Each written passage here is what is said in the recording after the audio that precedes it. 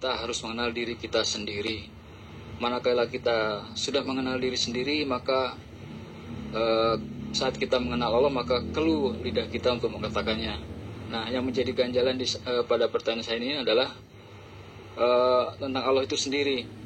Manakala waktu itu kita dijelaskan oleh Ustadz bahwa Allah yang kita jumpai sekarang nanti tentunya akan sama dengan Allah yang akan kita jumpai di akhirat.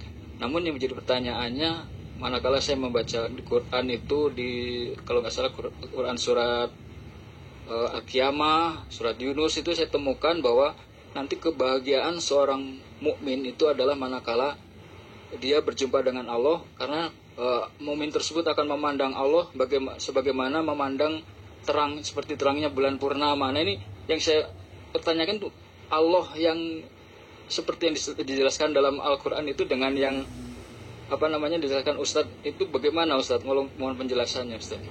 Terima kasih. Baik, terima kasih kepada Pak Joko pertanyaannya. Untuk tidak memperpanjang waktu, kita mintakan kepada Ustadz untuk langsung menjawabnya. Pada Ustadz, kami persilahkan dengan segala hormat. Baik Bapak Ibu yang dirahmati Allah, terkhusus kepada Pak Joko mewakili kawan-kawan. Yang menjadi persoalannya Pak Joko dan Bapak Ibu semuanya tentang masalah melihat Tuhan. Ada sebahagian daripada orang mukmin ini, ya, kita hanya mampu melihat Allah itu nanti di akhirat. Di dunia kita tak mampu melihat Allah. Ada juga yang memahami melihat Allah itu bukan hanya di akhirat saja, tapi adalah di dunia. Sebab kalau kita tidak mampu memandang dan melihat Allah di dunia ini, maka kita juga tidak akan pernah mampu memandang dan melihat Allah di akhirat. Ini yang Allah katakan sebagai orang yang buta sebenarnya. Wa man kana fi hazil a'ma wa huwa fil akhirati a'ma wa adalun sabila. Barang siapa yang buta di dunia, pasti buta di akhirat. Maksudnya itu, siapa yang tidak melihat dan menyaksikan Allah di dunia ini, maka di akhirat pun dia juga tidak akan pernah mampu melihat dan menyaksikan Allah. Itulah sebenarnya orang yang buta. Jadi, melihat Allah itu zahir dan batin secara sempurna di dunia. Jangan tunggu di akhirat. Lalu, bagaimana nyatanya Allah itu sebenarnya? Ya. Nyatanya Allah itu benar-benar nyata pada segala yang wujud ini. Bukankah hanya dia satu-satunya? Hanya dia yang wujud. Kalau dia yang wujud, dia yang nyata, satu-satunya dia cuma yang ada, maka dialah segala yang wujud dan segala yang zahir ini. Maka disinilah dihantarkan pemahamannya oleh orang-orang kasab, suhudul wahda fil kasra, suhudul kasra fil wahda. Pandang yang satu pada yang banyak, pandang yang banyak pada yang satu. Makna yang sebenarnya, yang satu itu Allah, dan yang banyak itu, ini adalah alam. Lalu apa yang kita ambil pahamnya? Kalau yang satu itu adalah Allah dan yang banyak itu adalah alam, itu maksudnya bahwa Allah lah sebenar-benarnya yang wujud dan yang nyata pada sekalian alam. Bukankah alam itu adalah kenyataan Allah? Bukankah alam itu disebut namanya cermin Allah? Bukankah alam itu dikatakan namanya wujud Allah? Jadi Allah lah yang wujud, yang nyata, terang dan jelas pada sekalian alam. Itu maksud daripada suhudul wahda bil kasra. Kemudian suhudul kasra bil wahda, bahwa segala yang wujud, segala yang nyata, segala yang zahir, apapun bentuk dan rupanya, itulah sebenar-benarnya kenyataan diri Allah itu yang sesungguhnya. Makanya dipahami makna daripada nur. Allah nurus samawati wal ard. Allah itu adalah nur. Lalu apa makna nur? Nur itu maknanya jangan diartikan dengan cahaya. Nur itu maknanya adalah terang. Terang itu maknanya adalah jelas. Jelas itu maknanya adalah nyata. Nyata itu maknanya adalah wujud. Kesimpulannya, segala yang wujud, segala yang nyata, segala yang jelas dan yang terang, itulah sebenar-benarnya yang dikatakan namanya nur itu. Sekarang nur tadi yang jelas, yang terang, yang nyata dan yang wujud itu sudah nyata pada sekali langit dan bumi. Itu maksudnya Allah nur samawati wal ard itu maknanya sebenarnya Allah itu benar-benar terang, jelas, nyata dan wujud nyata, terang dan jelas itu pada sekalian langit dan bumi. Bahwa sekalian langit dan bumi itulah wujud nyatanya Allah itu yang sebenar-benarnya. Makanya baginda Rasul mengatakan ya, bahwa ya, melihat Allah itu ya benar-benar terang dan jelas. Ketika itu Rasulullah bertanya, ya, karena ada sahabat yang bertanya bagaimana cara melihat Allah itu. Apa kata Rasul? Singkat hadis itu, hadis Sahih Bukhari itu, bisakah kamu melihat bulan purnama tanpa ditutupi oleh awan? Bisa ya Rasulullah. Bisakah kamu melihat matahari di siang hari tanpa ditutupi oleh mendung? Ya, bisa ya Rasulullah. Begitulah kita melihat dan menyaksikan Allah itu amat terang dan jelas. Tidak ada satupun yang menutupi akan wujud nyata dan terangnya Allah itu. Jadi Rasulullah berkias sebenarnya disitulah rahasianya. Melihat dan memandang Allah itu sebenar-benarnya itu adalah di dunia ini zahir dan batin. Kalau kita melihat dan menyaksikan Tuhan di dunia ini zahir dan batin, orang yang bagaimana yang bisa melihat Tuhan itu zahir dan batin? Tentu adalah orang yang mati. Apa kata Rasul? Innakum lan tara rabbakum hatta tamutu. Kamu tidak akan pernah bisa melihat Allah itu. Walaupun Allah itu wujud, Allah itu nyata, Allah itu terang dan jelas, Allah itu nur, kamu tidak akan pernah bisa melihat dan menyaksikan Allah itu kalau kamu belum mati.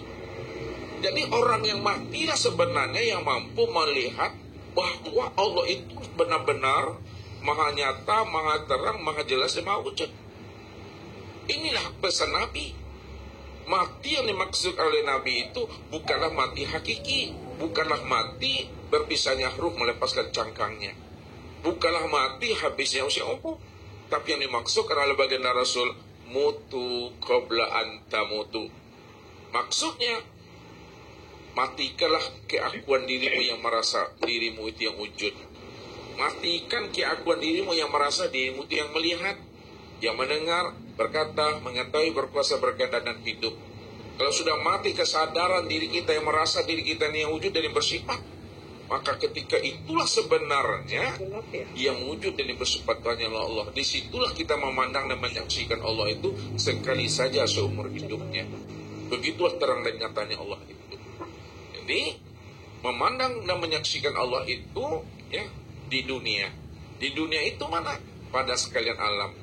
Sekalian alam itu sempurnanya pada diri. Makanya Allah katakan dua ayat yang berbeda. Ala innahu bikulli syai'in muhit. Ketahuilah kata Allah, sesungguhnya diriku ini sudah wujud dan nyata pada segala sesuatu. Akan tetapi Allah katakan di dalam ayat yang lain, inna rabbaka ahatta bin nas. Akan tetapi sesungguhnya Allah itu, Rabb itu sudah meliputi akan diri setiap manusia ini. Jadi diri setiap manusia inilah sebenarnya nyatanya sempurnanya diri Allah itu. Kalau kita sudah bisa memandang dan melihat dan menyaksikan diri Allah pada diri sendiri, maka Allah yang kita lihat di dunia ini pada diri, maka Allah yang kita lihat di barzah juga adalah diri sendiri. Allah yang di akhirat juga adalah diri sendiri. Itulah sebenarnya Bapak Ibu memandang dan menyaksikan Allah itu maksudnya.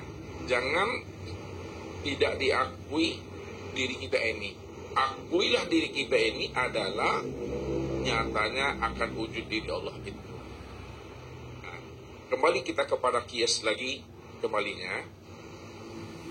Kalau biji sudah menjadi batang, biji sudah menjadi dahan, biji sudah menjadi ranting, biji sudah menjadi daun, biji sudah menjadi pucuk, biji sudah menjadi buah, Perlukah Bapak Ibu mencari biji juga lagi? Nggak perlu lagi. Kenapa? Tak perlu, karena biji itu sudah menjadi batang, dahan, dan ranting. Berarti biji itu sudah menjadi rahasia daripada pokok itu yang sesungguhnya. Begitu juga kita memahaminya. Kalau Allah sudah zahir, Allah sudah wujud, ya, yang disebut namanya Muhammad, perlukah Bapak Ibu mencari Allah juga lagi? Tak perlu. Kenapa tidak perlu? Karena Allah sudah menjadi rahasia Muhammad. Kalau Bapak Ibu ingin memandang Allah, ingin melihat Allah, ingin mencari Allah juga, pandang, lihat, dan saksikanlah Muhammad itu. Bahwa Muhammad yang Bapak Ibu saksikan, itulah wujud Allah, itulah nyatanya Allah itu. Sekarang mana yang dikatakan Muhammad itu? Muhammad itu, itulah yang sudah berupa insan. Insan itu yang dikatakan hakikat Muhammad. Insan itu hakikat Muhammad.